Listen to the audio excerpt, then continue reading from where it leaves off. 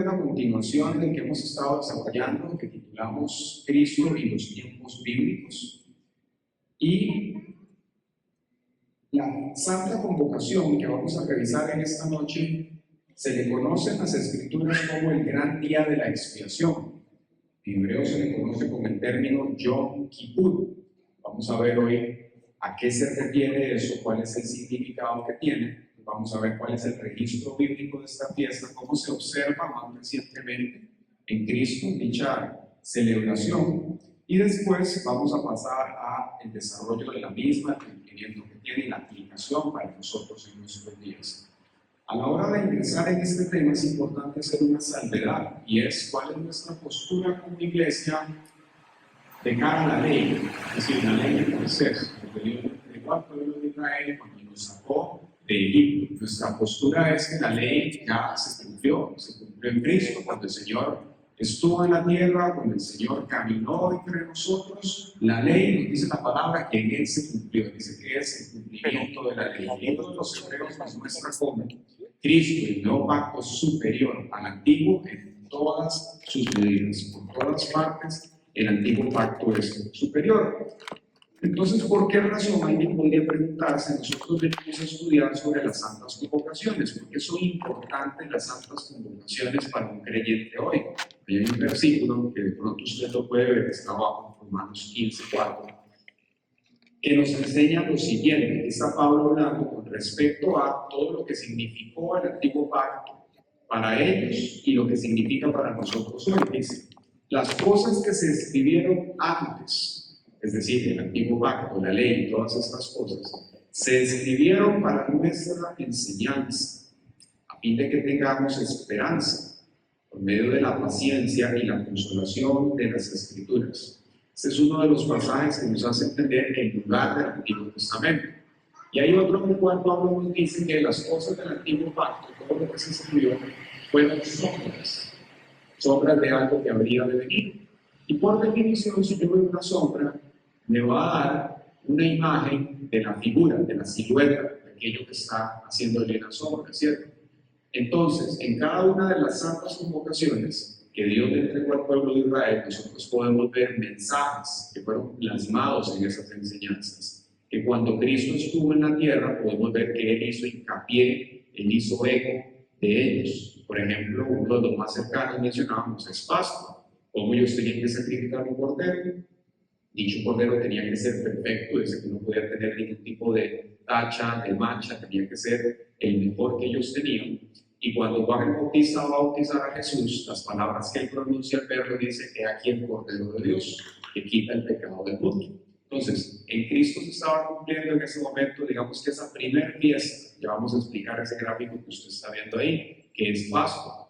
Pascua, como tal, entonces, si la vemos de izquierda a derecha, está aquí ubicada, se le conoce en hebreo como Pesaj, forma parte de un conjunto que son las fiestas de primavera. Pascua, una fiesta que se dice que fue constituyente, es decir, Dios los sacó y constituyó en ese momento varias cosas. Constituyó a la nación de Israel, era un pueblo de esclavos, Dios los saca para ir a introducirlos en una tierra y formar en ellos una nación. A través de Pascua, Dios propicia para ellos la salida de Egipto. Pero después de eso, al siguiente día de Pascua venía la siguiente, que era panes sin levadura. Después seguían primeros frutos. Y avanzando después de primeros frutos, continuaban 40 días para llegar a Pentecostés. Que simbólicamente hablando, nosotros como iglesia, la iglesia de Jesucristo se encuentra justamente en esa era, se le conoce como la era de Pentecostés. Por eso nosotros vemos en el libro de los Hechos, que inicia justamente con la fiesta de Pentecostés, cuando estaban reunidos los discípulos, que Jesús les había dicho: esperen hasta que sean investidos de poder de lo alto. Bueno, esa fiesta fue la inauguración, por decirlo de alguna manera, de la era del Espíritu Santo para la comunidad internacional. Recordemos que en el pasado el Espíritu Santo solamente estaba circunscrito a la nación de Israel y de manera circunstancial. Es decir, nosotros vemos, por ejemplo, en los Jueces o en David, que dice: y el Espíritu Santo vino sobre Gedeón, o vino sobre cierto juez que había en ese momento para una actividad específica, pero no tenía presidencia en los individuos. Ese trabajo que el Espíritu Santo hace hoy en nosotros de santificación, en el antiguo pacto no estaba. Por ahí podemos ver uno de los aspectos en los cuales el antiguo pacto, o el nuevo perdón, es superior al antiguo. Porque el Señor sí nos da a nosotros el perdón a través de Cristo y el Espíritu Santo viene a residir en nosotros. Y a través de ese Espíritu Santo Dios le puede dar a usted convencimiento de pecado. Dios le puede hablar, le ilumina las Escrituras, le hace entender los tiempos donde estamos nosotros en función de lo que Dios está haciendo. Entonces el nuevo pacto es superior en muchas medidas que el antiguo. Pero retomando la idea por la cual estamos viendo este gráfico de la importancia, nos damos cuenta entonces que cada una de estas fiestas marcaba una enseñanza para el pueblo de Israel, que durante miles de años ellos nos estuvieron observando y apuntaban a una realidad que vendría. Esa realidad es Cristo. Cuando Cristo viene, de estas 7 fiestas, se cumplen 4 en el ministerio terrenal de Él, que son esas 4 de izquierda a derecha, siguiendo la línea de tiempo, las que se han cumplido. Pero después continúan estas 3. Hace unos días vimos trompetas, que es justamente cuando ocurre el cambio de año bíblico. Y hoy nos vamos a enfocar en la fiesta de la expiación, que ocurre exactamente 10 días después del cambio de año. Y Dios lo establece así en su misericordia porque, según la tradición judía y lo que enseñan las Escrituras, en este periodo de 10 días, de aquí para atrás, Dios definía cómo iba a ser el año para la nación e individualmente con las personas. Es decir, si el año iba a ser un año de bendición o de lo contrario. Entonces, durante estos 10 días ellos tenían que estar como muy juiciositos, muy guardados, orando, ayunando, pidiéndole al Señor que los escudriñara un poco, que los revisara, que les sacara la tierra si fuera necesario, para que hoy justamente a las 6 de la tarde, cuando el Señor venía a sellar las cosas, dijera, bueno, este es un año de bendición para usted. Bueno, Rodrigo, este es un año que tiene vida. Aquel otro, no, el otro va subiendo, o no va a ser un año de bendición. ¿Sí? Entonces, vean qué importante que eran los tiempos, que inclusive había una tribu dentro del pueblo, que era la tribu de Isaacar, que el trabajo de ellos, la especialidad de ellos era ser entendidos en los tiempos. Entonces ellos tenían que estar observando el calendario de Dios, tenían que entender lo que Dios les estaba hablando a través de las estrellas también. Entonces, cuando los sabios van a buscar a Jesús, lo hacen por una señal en el cielo.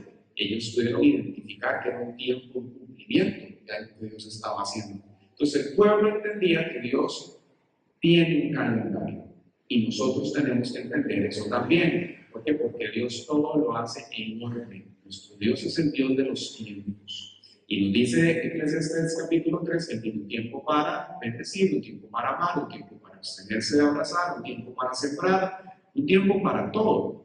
Y Dios quiere que nosotros seamos entendidos en los tiempos también. Vemos cuando Jesús está en un momento con los fariseos y los escribas y les dice, les tocamos las flautas y no bailaron, les cantamos y no hicieron nada. ¿Qué haré con esta generación? Y les dice que no son entendidos en los tiempos, no entienden las sazones de los tiempos. Entonces Dios quiere que el pueblo de Él entienda el tiempo, entienda lo que Dios está trabajando con nosotros a nivel colectivo, pero también a nivel individual.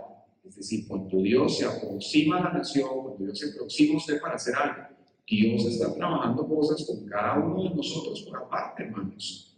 Dios a unos nos está puliendo en unas cosas, a otros nos está disciplinando en otras, a otros nos está bendiciendo, a otros nos está preparando para el ministerio, y eso requiere atención. Nosotros tenemos que estar atentos a la obra de Dios. ¿Para qué? Para poder cooperar.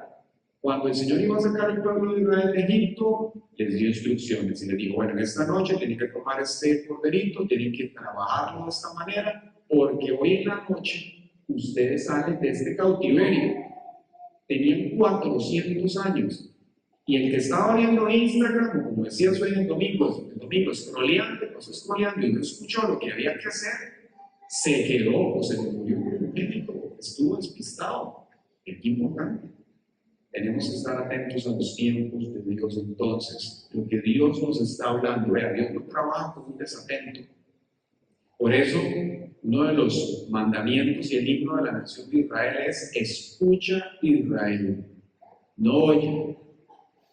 Oír y escuchar son dos cosas muy diferentes. Dice, escucha Israel, el Señor nuestro Dios, el Señor uno es. Y Dios nos habla a través de su palabra, nos habla a través del Espíritu Santo, nos habla a través de sueños, nos habla de muchas maneras. Necesitamos, hermanos, un poquito de desatentos. Necesitamos prestarle atención a lo que Dios está haciendo, para que entonces podamos ser como las vírgenes sensatas, que tienen esas copas llenas de aceite y que están así. En el momento que se va a presentar el novio, ya usted está listo, usted dio 10 pasos al frente, no está dormido. Amén. Entonces, el calendario de Dios, podemos ver aquí que Él estableció estas 7 santas convocaciones, están distribuidas a lo largo del año, pero también hay un calendario bíblico que tiene sus meses y sus días. Nosotros nos regimos por un calendario gregoriano, y está bien, eso es lo que vivimos aquí en Occidente, tenemos ese calendario. Pero es importante entender que hay un calendario bíblico, y esto, manejarlo de pronto como entendemos el calendario civil y el calendario fiscal. En cada uno hay fechas importantes. Entonces, saber nosotros en la Biblia que se está enseñando. ¿Por qué desarrollamos esta enseñanza justamente hoy? Bueno, para gestar esa conciencia en las personas de que Dios hace cosas en sus tiempos. No las estamos estudiando porque ellas nos den redención, pero sí entender a partir de lo que significaba dicha santa convocación, lo que Cristo hizo y lo que va a hacer por su pueblo. Amén. Porque vemos que en el nuevo pacto se dicen cosas que si no tuviéramos un contexto de esto no se entienden. Como cuando Pablo dijo, y a la final son trompeta, y al sonido de seremos arrebatados juntamente con ellos. ¿De qué está hablando? Porque una trompeta. ¿Por qué no un saxofón? ¿Por qué no un tambor? Porque está refiriéndose a la fiesta de trompetas. Cuando nos hablan los profetas se dicen que estará el tabernáculo de Dios con ellos en los postreros tiempos. Está apuntando el cumplimiento de esta fiesta que estamos viendo aquí, que vamos a estudiar el domingo, tabernáculos. Cuando sea el Señor de nuevo aquí en la tierra en el milenio, y usted y yo vamos a tener que ir a hablar con Él, ahí. Es decir, cuando sea el rapto, cuando usted y yo muramos, no se acabó la cosa. Viene toda una realidad para la tierra, y necesitamos estar ahí apuntados. Amén. ¿Quién le da like? Puede estar ahí. Tenemos que estar todos, hermanos. Ahora bien, viendo el asunto hacia 10.000 pies de altura, veámoslo ahora un poquito más abajo, veámoslo como unos 5.000. Vamos a empezar con el día de la expiación, que es donde nos corresponde hoy revisar este asunto. Vamos a venir entonces a Levítico capítulo 23. Ustedes tienen por ahí en sus Biblias. Levítico capítulo 23 nos habla, este es justamente un pasaje que nos registra todo lo que tiene que ver con las santas convocaciones. Entonces, hay 3 textos que justamente se refieren a Levítico, al día de la expiación, que ahorita los vamos a mencionar, pero en Levítico capítulo 23, del versículo 27 al 32, está, digamos, en la explicación y los versos que están justamente enfatizando esta santa convocación. Los leo, dice, el día 10 del mes séptimo, es decir, hoy, será el día de la expiación. Ese día celebrarán una convocación santa y ayunarán y me presentarán una ofrenda encendida. Es el día de la expiación, en que se reconciliarán conmigo.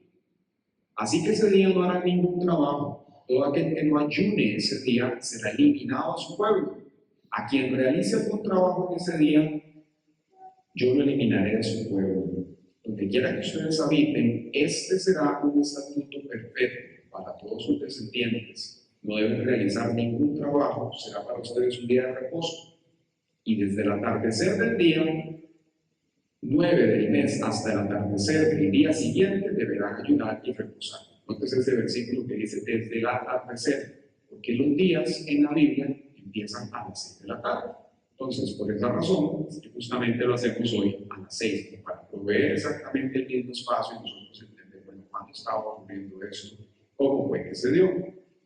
Entremos en materia. Decimos que esta santa convocación, o decimos de la palabra, nos enseña que se le conoce como el día de la expiación. Esto viene de un término hebreo que se pronuncia Yom Kippur. Yom significa día. Entonces, cuando uno ve en Génesis que nos dice que Dios creó la tierra en 6 días, esa palabra día es Yoms.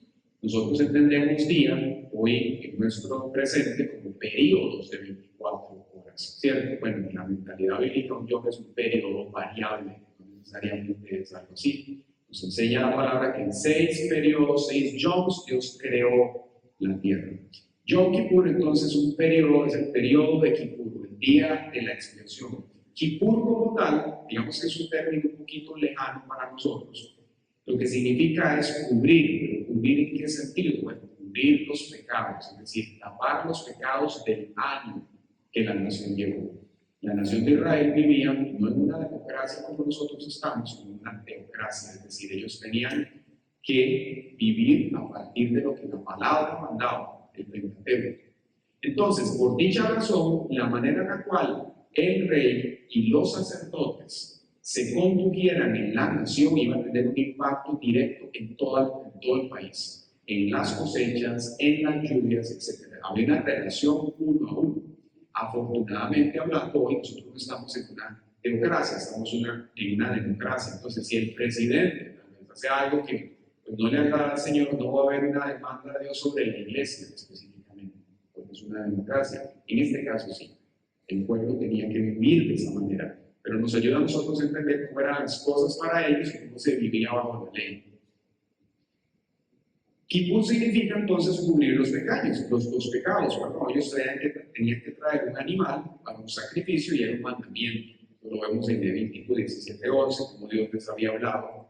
Les había dado este principio de que la vida de cada ser viviente estaba en la sangre. Entonces dice aquí el Señor hablándoles a ellos: yo les he dado a ustedes la sangre para que sobre el altar se haga expiación por ustedes. Por medio de la sangre misma se hace expiación. Entonces, la sangre podemos verla espiritualmente como una moneda. Es la moneda espiritual, la sangre. Así es como se pagaban las cosas y como se cubrían los pecados. Por eso vemos que en Génesis, cuando Adán y Eva pecan, nos dice que Dios aborta a Adán, tienen la conversación, Dios los saca del Edén y les dice que Dios les hace túnicas a ellos.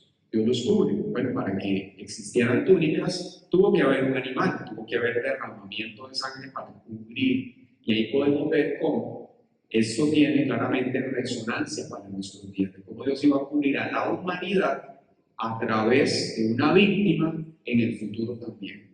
Desde allí ya Dios venía como mostrando el sistema sacrificial, que en este momento fue para perdonar a Adán y Eva, pero después el que estableció con Moisés y con Aarón. ¿En qué momento ocurre Yom Kippur? Bueno, ya dijimos que es la sexta fiesta en el calendario religioso. Ocurre en el séptimo mes bíblico, que se le conoce como Tishrei, y en el día número 10, que es justamente entre septiembre y octubre, donde estamos nosotros ahorita. Es en estos meses donde siempre va a encontrarse y se halla en medio de dos. Está en medio de trompetas, que lo vimos hace unos días, y en medio de tabernáculos. Son 3, se les conoce como las fiestas de otoño, y que cuando ocurre el rapto, las 3 se van a dar de forma seguida. Es decir, Cristo viene, arrebata a la iglesia. Quienes opinan, hay personas que opinan que va a ocurrir justamente trompetas, eso no lo sabemos, los profesores ellos saben el día ni la hora, pero tiene mucho sentido, que Dios va a arrebatar en un tiempo de trompetas a la iglesia, y después de eso vienen simbólicamente estas otras celebraciones, donde expiación apunta a un trato que Dios va a tener con la nación de Israel, específicamente hablando. Más adelante lo vamos a ver, el cumplimiento futuro de Kippur, y también después viene tabernáculos, es cuando Dios viene a morar en la tierra. Se cumplen esas 3 fiestas sobre la humanidad. Pasajes claves para ver Kippur, bueno, ya mencionamos Levítico 23 del 26 al 32, aquí Dios da las instrucciones para el pueblo. En Levítico 26 Dios da las instrucciones para el sumo sacerdote. Vamos a ver que esta fiesta tiene una relación uno a uno con el sumo sacerdote. Y luego en Números 29 del 7 al 11 Dios les da las instrucciones de los sacrificios. Entonces había instrucciones para el pueblo, para el sumo sacerdote y los sacrificios que tenían que presentar junto con esa fiesta. Tenían, digamos, un orden para desarrollarlo. ¿Cuál era la importancia de Yom Kippur para la nación de Israel? Bueno, era el día más solemne de todo el año. Es decir, en este día, estas personas ni las uñas se cortaban, ayunaban, era un mandamiento, como vemos aquí. Afortunadamente nosotros hoy no, pero para ellos era como un mandamiento. El 23-27 de Levítico dice: ese día celebrarán una convocación santa y ayunarán. Era un mandamiento ayunar. Era el único día que era un mandamiento el ayuno para la nación de Israel. Se le conocía como el gran día, o sea, el día solemne, porque era donde Dios iba a definir pues, qué iba a pasar en el año, básicamente, para todos ellos. Vemos también en Esdras, ya digamos, un registro histórico bíblico, 8:21, donde vemos cómo el pueblo lo guardó en un momento en particular. Pero en Levítico 23 está la parte, digamos, constituyente, cómo tenían que hacerlo, en los textos que mencionamos antes. El foco, como dijimos, es el ayuno. En el versículo 29 el Señor les dijo: todo el que no ayune en ese día será cortado del pueblo de Israel. Espiritualmente y físicamente esa persona en el año iba a ser cortada, o sea, no le iba a ir bien. Era obviamente aquí uno de los énfasis del arrepentimiento. Tenía que estar sin hacer nada a la hora de estos 10 días y este día o más, tenía que estar sin hacer nada, simplemente buscando el rostro de Dios, pidiéndole al Señor perdón, reconociendo sus pecados delante de Él. No trabajaban, era un mandamiento hacerlo. Para el sacerdocio era también un día muy importante, principalmente para el sumo sacerdote. Ahorita lo vamos a ver. Tenían que vestirse de lino blanco. Aparte de la vestimenta regular que ellos usaban, tenían una vestimenta para ese día, que solamente ese día lo utilizaban, y aumentaban los sacrificios. Es decir, ellos tenían una serie de sacrificios diarios, pero el día de Kippur tenían unas demandas adicionales que las mencionamos antes. ¿Qué se les pedía? Bueno, se les pedía un toro, un carnero, 7 corderos y un carnero. Eso era solo para el sacerdocio. Eso está en números 29, del 7 al 11, para la hermana por allá que está tomando notas. Entonces, aparte de los sacrificios regulares para el pueblo, para el sacerdocio estaban estos específicos. ¿Cómo era el servicio? Es decir, ¿qué hacían ellos el día de Kippur propiamente? Bueno, el énfasis estaba en el sumo sacerdote.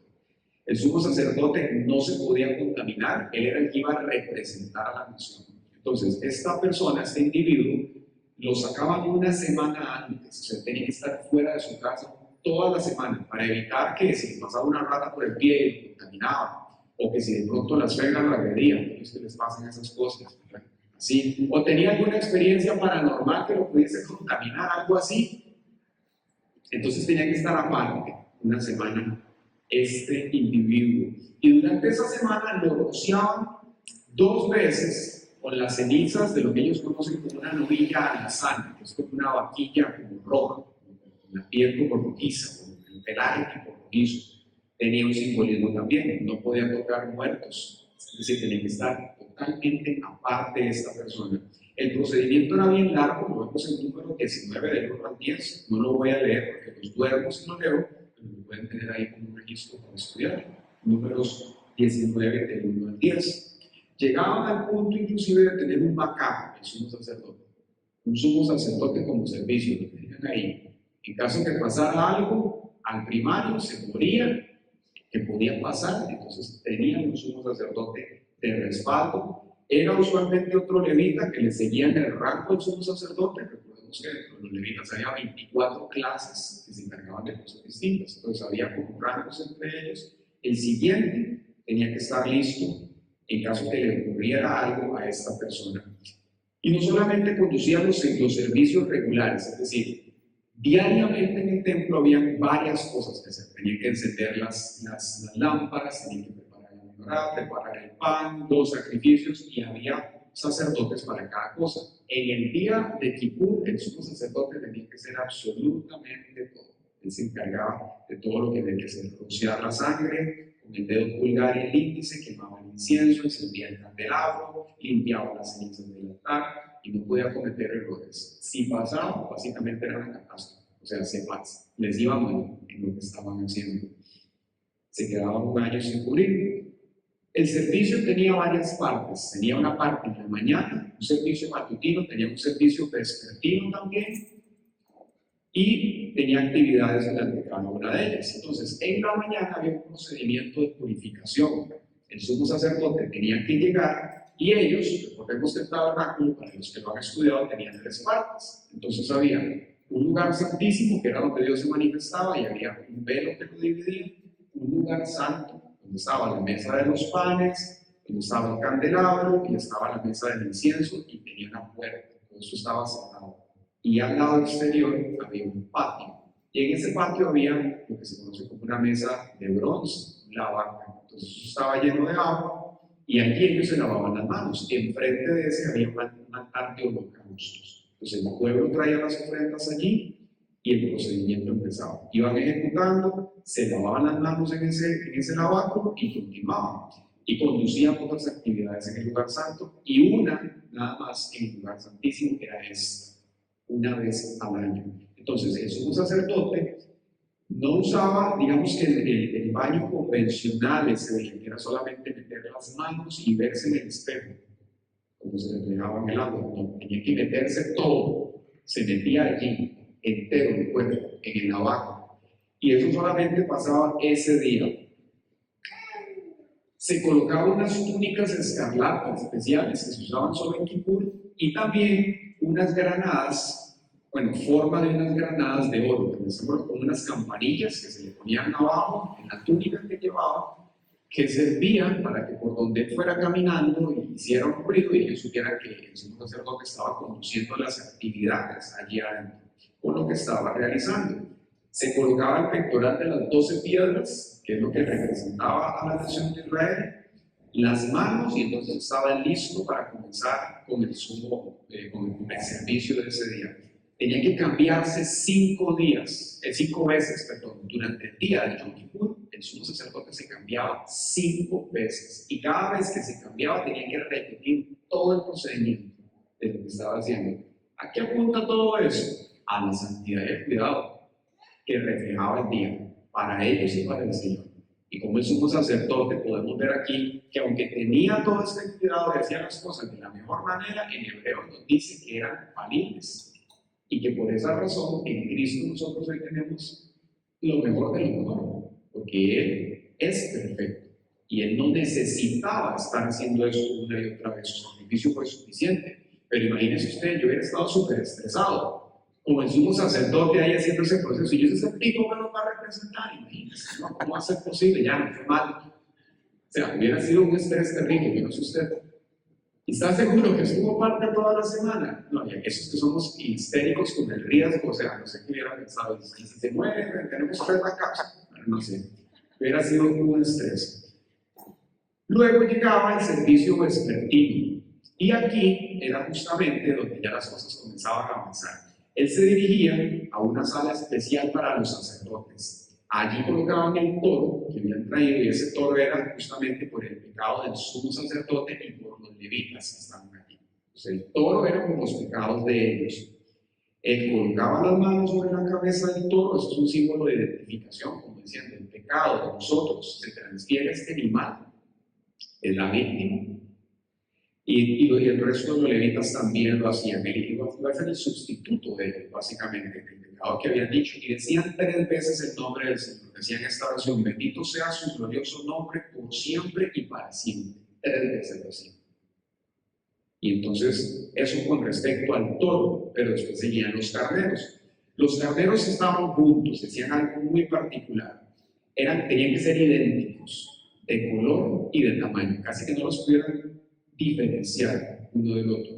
Los traían y entonces sacaban dos piezas de oro de una vasija, y en una estaba inscrito el nombre de Dios de 4 letras, que se pronuncia Yahweh, y en la otra ponía una escritura que decía para Azazel. Entonces el sumo sacerdote metía las manos con una suerte y decía, bueno, a este le tocó esta inscripción y a este le tocó esta otra. ¿Y qué era lo que pasaba con esos 2 carneros? Bueno, al que le tocó la suerte para hacer, entonces le ataban en un cacho, un hilo color carmesí. Por eso Isaías dice: si nuestros pecados fuesen, ¿verdad?, como carmesí, los hará blancos. Él está tomando esto, este simbolismo, para decir lo que el Señor traería el perdón. Ese animalito que le tocaba la suerte de hacer con ese hilo de lana carmesí, era el que le iba a corresponder a algo particular. Y aquí digamos que hay 2 opciones, hay un debate, 2 opciones, un debate antiguo que dicen que Azazel, no se pregunta, bueno, ¿qué es Azazel? Azazel hay algunos que dicen que significa Satanás, o representaba a Satanás este animal. Otros Más, digamos, más recientemente, los estudios a lo que apuntan es que hacer es una palabra compuesta y hacer lo que significa es escapa. Y entonces lo que dicen es que este animalito lo que era un chivo expiatorio, porque en el momento que le ataban ese hilo color carmesí, tenían que enviarlo fuera de Israel al desierto, mínimo 6 kilómetros, interesante, es decir, tenían que perderse. Y era el que, en otras palabras, iba a ser como el que se perdió. El que le tocaba la suerte de Yahweh era el que quedaba al otro lado y este iba a ser una ofrenda por el pecado, simplemente. Entonces vemos como dos destinos que estaban allí, que con esos dos carneros estaban siendo representados. Después de esto estaba la ofrenda para el sacerdocio, entonces volvía el sumo sacerdote, tomaba el toro nuevamente y esta vez lo hacía una vez por él y luego lo sacrificaba. Tomaban esa sangre y la recogían en un recipiente de dorado, de oro, y esa sangre iba a ser usada para la parte del procedimiento adentro, que ya vamos a describir qué era lo que hacían. Tenían que preparar antes de eso una ofrenda de incienso, y ese incienso lo que hacían era que entraban con el mismo, entraban a la rampa del altar, y el sumo sacerdote tomaba cenizas del altar, se las ponía y dejaba que el aroma comenzara a entrar al lugar santo. Tenía que ser una pausa. Cuando el aroma había entrado, entonces él atravesaba la cortina que dividía el lugar santo del lugar santísimo, llegaba al lugar santísimo y se quedaba en silencio. Y después de un tiempo, ahí se resolvía. Si el sumo sacerdote salía de ahí, Dios había recibido la ofrenda. Si le daba año de bendición, habla de su vida. En un momento, o sea, nadie le chistaba, nadie pestañaba, nadie hacía nada. Si él salía con vida, pues entonces Dios había perdonado el pecado. En lo que salía, entonces llevaba el recipiente con la sangre al lugar santísimo, esparcía sobre el arca parte de la sangre, lo hacía 7 veces y contaba en voz alta para no equivocarse. Cada una de las veces que lo iba haciendo, iba rociando de la sangre sobre el arca. Salía, se llevaba esa sangre y luego tomaban el carnero que había quedado por ahí, lo sacrificaban también, tomaban la sangre del mismo y luego lo ponían en los 4 cuernos del altar que tenían para el sacrificio.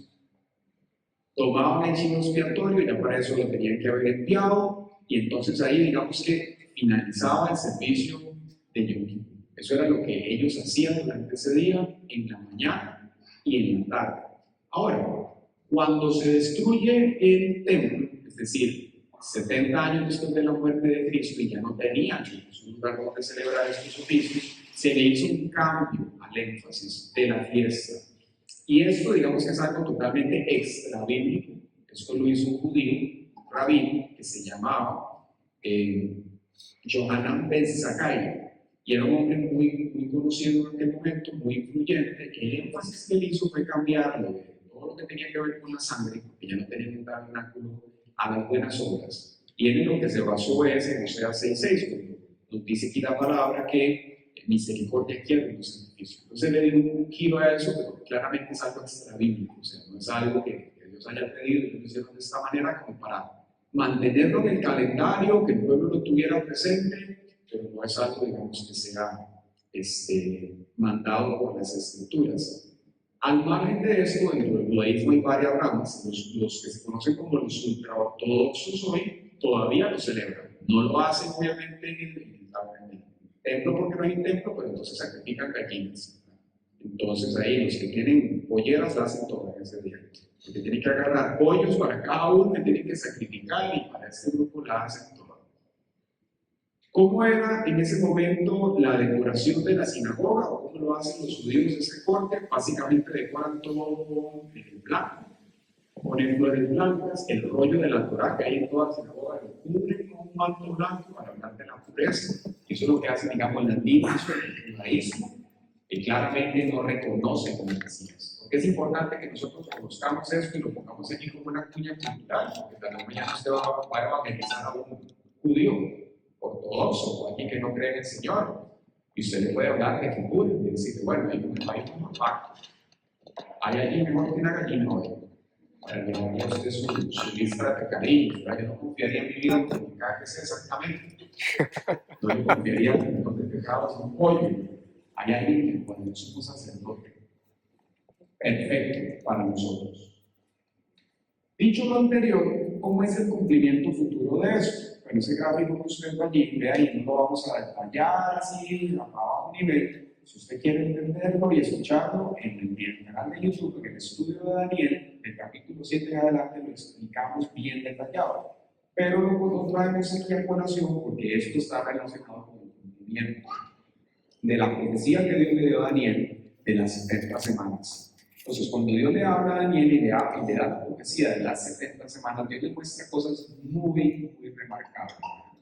Y dentro de ellas, que Dios le anticipa a Daniel la muerte del Mesías, lo cual es muy relevante para nosotros como creyentes.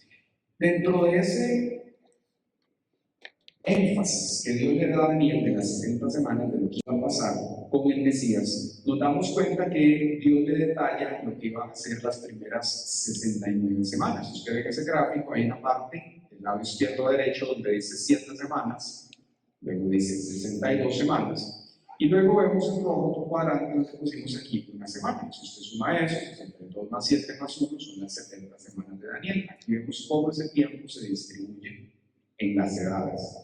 Las primeras 69 semanas ya se cumplieron, y ahí vemos las fechas. Esto fue en el 444 a.C. hasta el 70 después de Cristo. Pero Daniel, Dios le habla del momento en el cual él va a restaurar la nación de Israel. En la semana 70, esa semana 70 se va a desencadenar cuando ocurre el rapto. Es decir, el rapto ocurre y a partir de ahí viene la semana 70 a cumplirse sobre la tierra. Y en esa semana 70 va a acontecer el arrepentimiento de Israel. Recordemos que Pablo nos habla que la nación de Israel en parte están cegados. Dice hasta que entre el número de los gentiles que Dios ha dicho. Es decir, en el cielo Dios tiene un contador, que solo Dios conoce el nombre, donde cada día su nombre. Y cuando llegue el número de los gentiles que Dios dijo, pasa, viene el Mesías por nosotros, y entonces Dios va a tener un trato especial con la nación de Israel, como el pueblo elegido, para que ellos le reconozcan. Y Zacarías se refiere a eso cuando dice, y mirarán al que traspasaron. Ese día, Zacarías está apuntando a eso, cuando el Señor viene a tratar con la nación de Israel directamente, para que ellos vean y reconozcan al Mesías, obviamente, carne de su carne.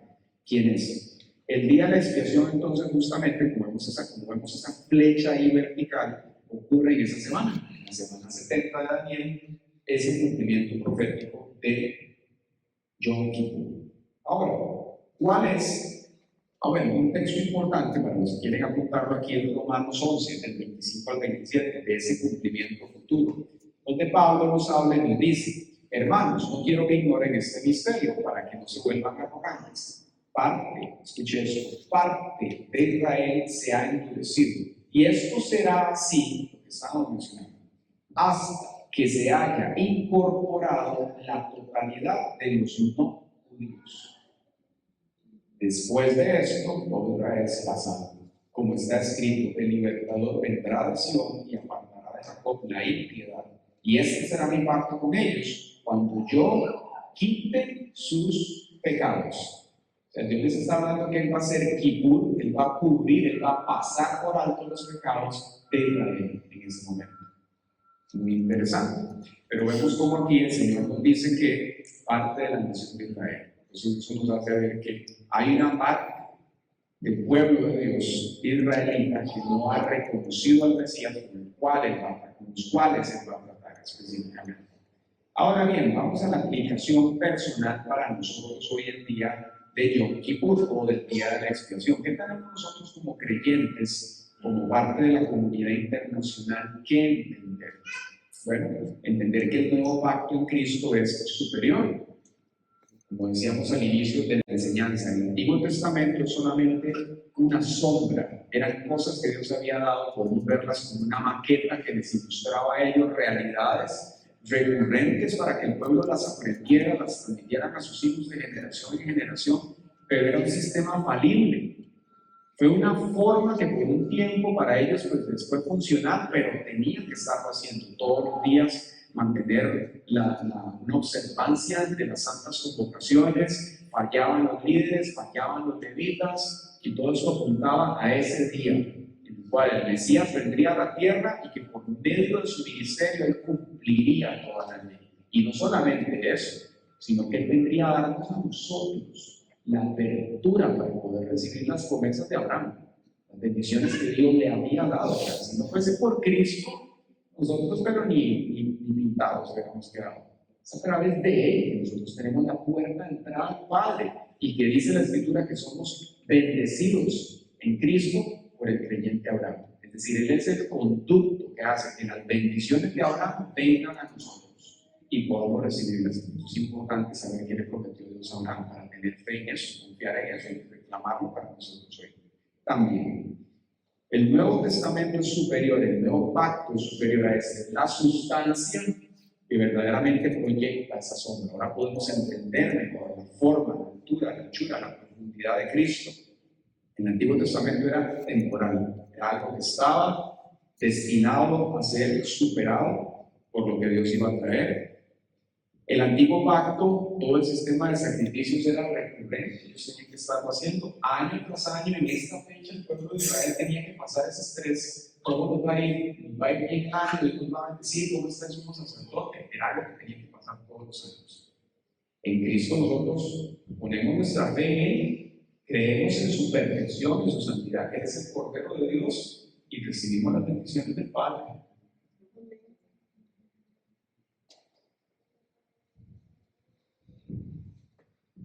Vamos a Hebreos, por favor, para que veamos eso. Hebreos capítulo 7, del 26 al 27. Vamos a ver aquí algo muy interesante, que es cómo Cristo vino a cumplir esto y lo que representa para nosotros. Hebreos 7, del 26 al 27. Nos dice de la siguiente manera: Jesús es el sumo sacerdote que necesitábamos tener. Y nótese las descripciones de santo, inocente, sin mancha, apartado de los pecadores y exaltado por encima de los cielos, es decir, sobre toda potencia y autoridad, Él está. No es como los otros sumos sacerdotes que diariamente tienen que ofrecer sacrificios, primero por sus propios pecados y luego por los del pueblo. Jesús hizo esto una sola vez y para siempre, cuando se ofreció a sí mismo. ¿De qué calidad, qué manera el ministerio del Señor? No lo hizo solamente por la nación de Israel, lo hizo a escala mundial y eterna, para que todos nosotros, a partir de la fe solamente, ya no a través de los corderitos, que puede traer el cordero ni nada, sino a través de la fe, hubiese un punto de unión con el Hijo del Dios Altísimo y pudiésemos tener comunión con Él. Entonces, ¿cómo vino Jesús a cumplir esto? Bueno, justamente como lo dice aquí, Jesús es nuestro sumo sacerdote perfecto. Qué maravilla que nosotros necesitamos un sacerdote nosotros, al cual tenemos que ir y esperar que Él tenga una vida en perfección. No, Jesús lo es, Él es santo, Él es inocente, libre de defectos de carácter y las imperfecciones que podía tener un hombre. Y Jesús como tal es el sacrificio perfecto. Vemos cómo Él cumplió en ese sacrificio dos funciones: Él como sacerdote y Él mismo como el sacrificio. Se presentó como ese hombre que iba a representar tanto al sacerdocio levita como a la nación de Israel, y también Él mismo era el sacrificio. Sumo sacerdote y sacrificio simultáneamente. Por eso cuando Jesús muere en el madero, Él dice: consumado es. Y dice que en ese momento el velo que dividía el lugar santo y el lugar santísimo, donde tenía que pasar el sumo sacerdote, y se bajó, pero no de abajo para arriba, de arriba para abajo, dándole un entendimiento al pueblo que había sido algo divino, que había venido a la tierra y que ahora había una apertura para que cualquiera de nosotros pudiésemos estar en la presencia de Dios. Dígame si eso no le genera una opción de gracias de lo que el Señor hizo. Porque ¿quién en esta tierra iba a tener la capacidad para poder vivir una vida perfecta y representarnos a todos nosotros?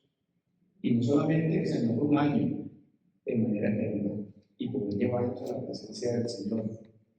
Y que cuando venga el momento y venga el rapto, el Señor tiene los pasaportes de todos nosotros sellados y listos para ir a sentarnos en primera fila en la mesa con el Rey de Reyes y Señor de Señores. donde se va a acercar a hablarnos a cada uno viéndonos a los ojos, con esos ojos que son una llama encendida, y vamos a conocer al que nos ama como nadie nos ama.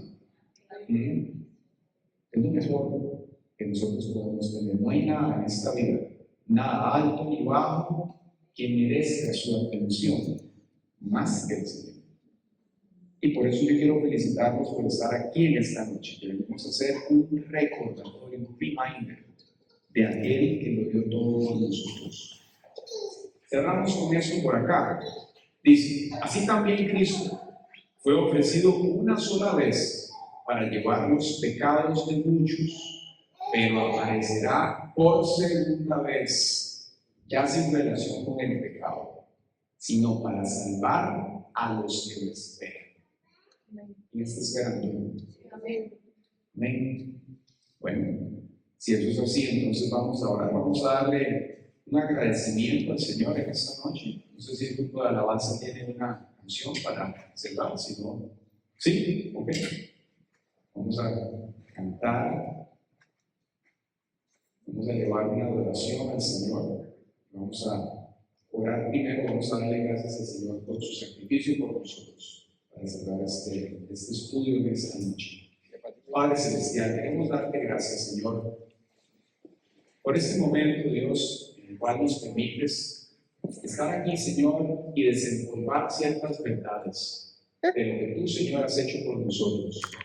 Padre, qué hermoso es recordar que en esta humanidad caída, en este mundo en el cual hay aflicción, en el cual hacemos cosas, Señor, lindas y no tan lindas, hay alguien, Señor, que tiene la capacidad, que tuvo la capacidad para abrir un paso directamente al Padre.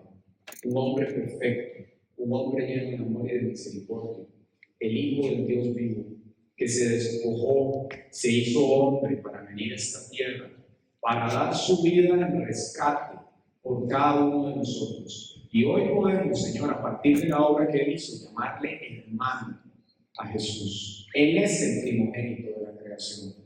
Señor, queremos agradecerte porque no hay cosa en esta vida, Señor, no nada, que pueda nosotros apartarnos del amor tuyo, Señor. No hay cosa alta, no hay cosa baja. Y hoy queremos pedirte, Señor, que cualquiera sea la situación que a veces nos quiera apartar de ti, nos quiera hacer pensar, Señor, que de pronto tal vez tú no tienes la atención de nuestros asuntos, Señor, ten bien presente que eso es una mentira, Dios. Que tú nos diste las muestras de amor más grandes y sobrenaturales que se hayan dado jamás nosotros en ese madero, Señor. Y no solo en ese madero, en la calidad de vida que tú viviste, Señor, en esta tierra, nos mostraste al Padre. Señor, hoy queremos darte gracias, porque sabemos, Señor, que así como tú te encargaste de que un día el Evangelio llegara a nuestros oídos, porque nos amas, así mismo, Señor, has cuidado de nosotros a lo largo de nuestras vidas, has estado aquí, Señor, y has permitido que esta buena noticia llegue a nuestros oídos, para que un día, Señor, podamos verte cara a cara y conocerte, Señor. Padre, de pronto habrá en esta noche alguien que necesite reconciliarse contigo, Señor. Hoy oramos para que en este día tan conveniente, en este día en el cual recordamos aquel que abrió camino para nosotros, hoy tú, Señor, atraiga los corazones de puertas de amor y venga, Señor, ese tiempo de perdón a todo aquel que se sienta lejos, que tú aproximes, Señor, a tus hijos. Atráelos a ti, Señor, atráelos a ti. Hoy oramos, Señor, aún por aquellos familiares, aquellos amigos, Señor, que tal vez hoy andan distraídos, Señor, por las baratinas que el mundo ofrece, Dios. Queremos pedirte, Señor, que tú abras sus ojos y que podamos ser nosotros, Señor, esas lámparas, ese salero que lleva el mensaje tuyo, Señor, en palabra y en acción a las personas. Señor, hoy es un día para celebrar, porque nosotros no podíamos salvarnos a nosotros mismos y nadie podía salvarnos, Dios. pero tenemos un superhéroe, literalmente. Tenemos a ti, Señor, que viniste a rescatarnos, viniste a salvarnos. Y hoy nuestro corazón, Señor, se llena de gratitud, de alegría, porque sabemos, Señor, que tú nos has rescatado, nos has salvado y tienes, Señor, también nuestras vidas en tus manos. Tienes, Señor, nuestro proyecto de vida muy presente. Y como dijo el apóstol, Señor, si vivimos para ti vivimos, si morimos para ti vivimos. Y mientras vivimos, haremos lo que nos has mandado a hacer, sabiendo, Dios, que tú cumples tus promesas. Y una de ellas es que tú estarías con nosotros todos los días hasta el fin del mundo. Gracias, Señor. Gracias, Padre Celestial. Permítenos alabarte con este entendimiento siempre. Permítenos exaltarte, Señor, con nuestro corazón. En el nombre de Jesús, Señor. Gracias, Padre Celestial.